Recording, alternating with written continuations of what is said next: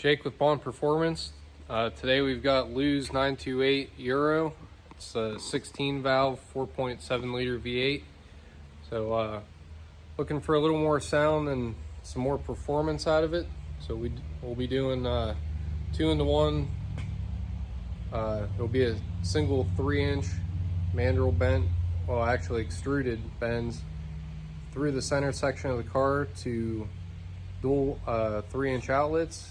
It's going to feature a GESI 300 cell cat and a Borla XS Pro muffler. So I'm excited to get started. The exhaust, the factory exhaust is off the car. So it's a blank canvas ready to go, which is always fun. So I'm looking forward to it and showing you the process along the way. So yeah, let's get after it. All right, so fast forward about 6 hours and this is where we're at. I've got the flanges and flex bellows mocked up for both banks and purposefully ended where there's a slip fit because that's where the Y pipe is going to join the manifolds. So equal length, equal angle into GESI 300 cell cat, made in Canada. This is all 304. Added a O2 port here in case he ever supercharges the car and wants to add a wideband for tuning purposes. For emissions purposes, you'd put the O2 after the cat, actually one pre and one post, but you know, not really doing any emissions checks on a vintage car, so we're just doing things from a performance perspective. So we'll have a V-band right after the cat. It's all welded on there. And yeah, everything's been going good.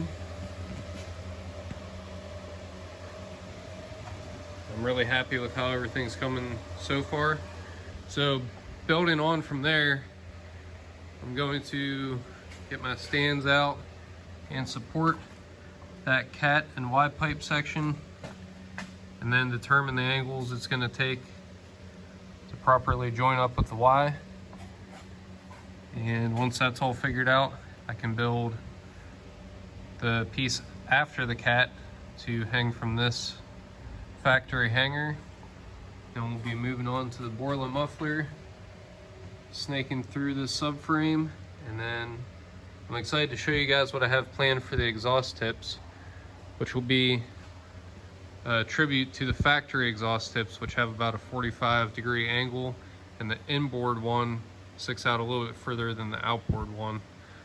So basically gonna replicate what was there from the factory, but much larger with a 3-inch, and yeah, I'm excited to see how that goes. I know this isn't a lot to look at on the car right now, but things will start moving quick once these are joined up to the Y pipe. So moving along day 2 here, I decided to recreate the center mount for the exhaust just for the reason that we're doing a single exit exhaust. So we'd actually have to have airspace between the top of the pipe because this would be bolted to the, not mounted to it, so you wouldn't want them to touch. So to gain more ground clearance, I replicated the shape of the hanger out of 1/2-inch 304 stainless stock, and that'll simplify things. So that'll hang right up in here. So the Y pipe and catted section is all bolted up, new stainless hardware. Reuse the factory heat shield there, protects.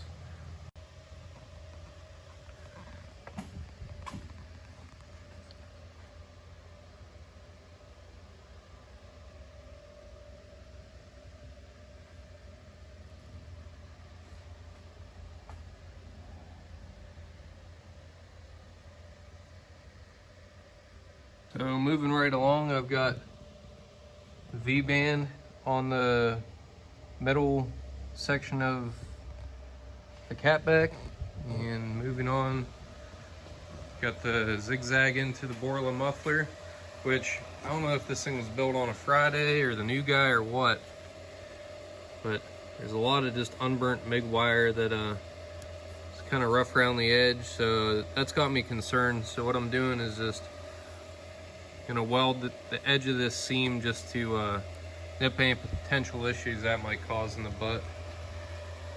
So maybe I'll send Borla this link and see if they can do something about that, because I keep quite a few of these around. I use them all the time. So I'm kind of wondering what the other one I have on the shelf looks like. Yeah, so definitely not a normal seam for them. This is the same part number muffler, just obviously somebody was a lot better at their job when it was built. So yeah, just gonna nip that in the butt and keep moving forward here. All right, I'm gonna call it a day. Got 15.5 hours into this so far. So tomorrow I'll need to build from here to the tips, which will bolt right on there.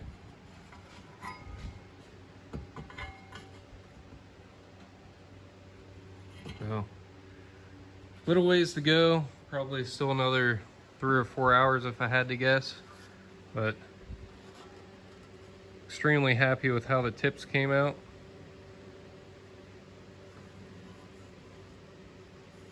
So this full system will be V-band the whole way out. So it's gonna stay exactly where I put it, and easy to get it right back where it goes if it's ever removed for maintenance or anything. Got one more hanger that I started on. I made one-off hanger for the mid-pipe section. I still have to finish welding that. This will mount to a factory bracket there and hang out here to stabilize this section with its own hanger, and utilize the 3 factory mounting points.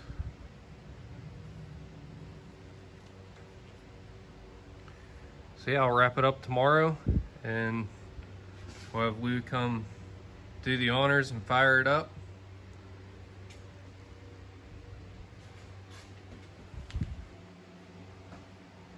But that's where she's at to this point. This is all gonna be one video, so stick with it and see how I wrap this up. All right, so we're in the home stretch. Just wrapped up this piece between, that's a V-band for the tips and the muffler. So the tips are on for the final time. Got the mount all set up. Kicking the light. All right, so that's a wrap. Everything's buttoned up. V-bands are tight. Added this last hanger here. Hey, Porsche really made a job out of where they were putting these things. So plenty of support. It's not going anywhere. Got the Borla muffler tucked up in nice and tight.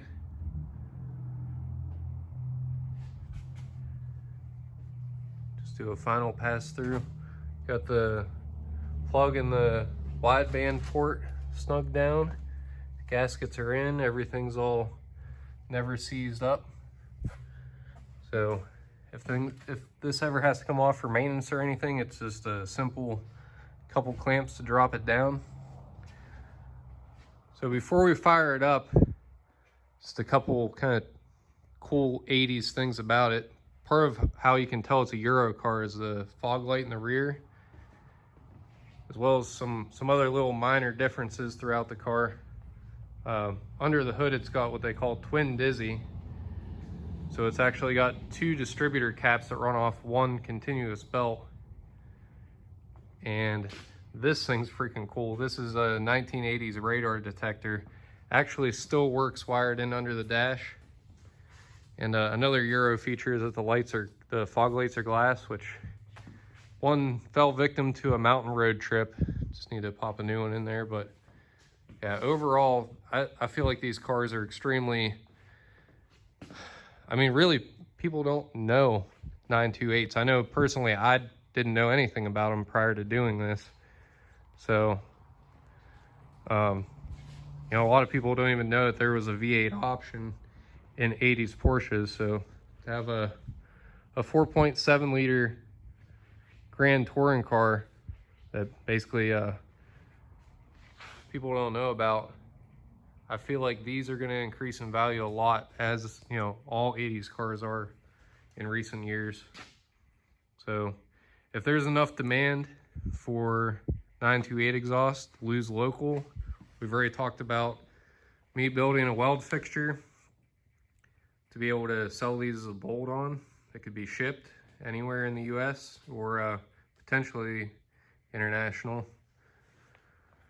So if you're watching this and you're a 928 guy or potentially a 928 guy, if there's enough interest, that's something I'd entertain.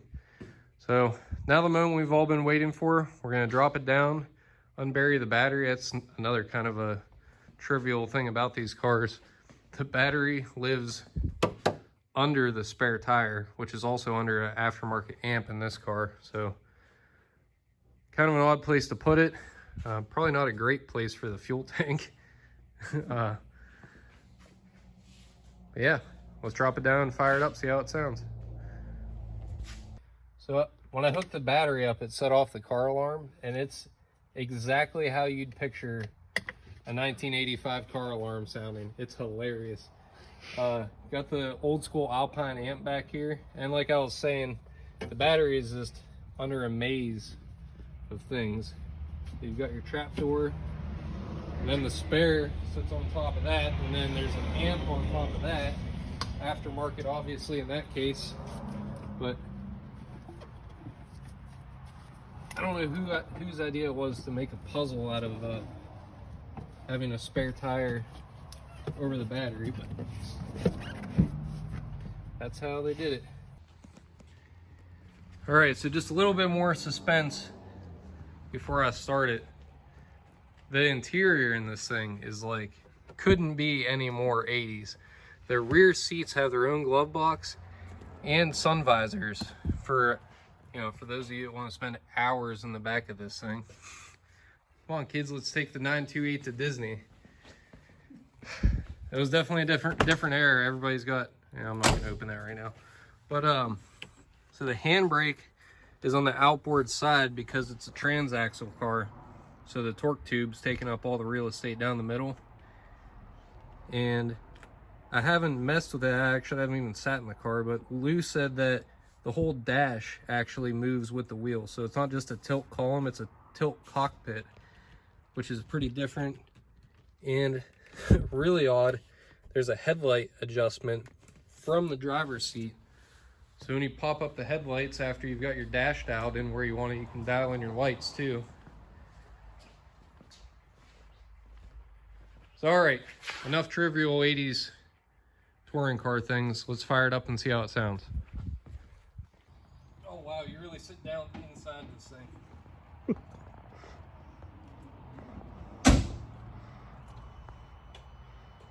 Clear prop.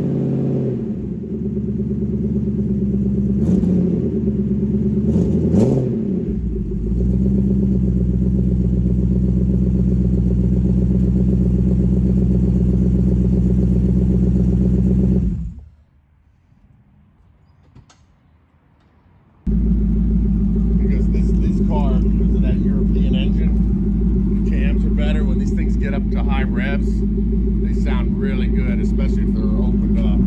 So I knew it'd be worth it to do it on this car. It was all choked up, you know. I'm really looking forward to hearing what this thing sounds like going down the road.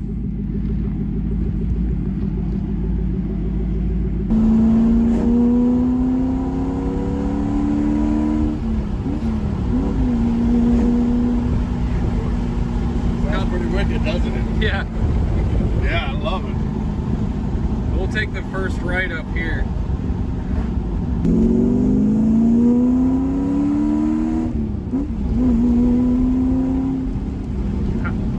Sounds great, doesn't it? That sounds so good. I'm telling you, this Euro engine is a badass engine, man.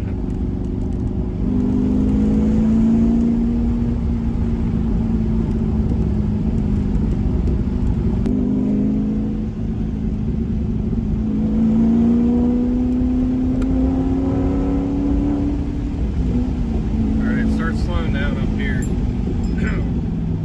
Probably another couple hundred yards to the end, but I'll hop out at these mailboxes here.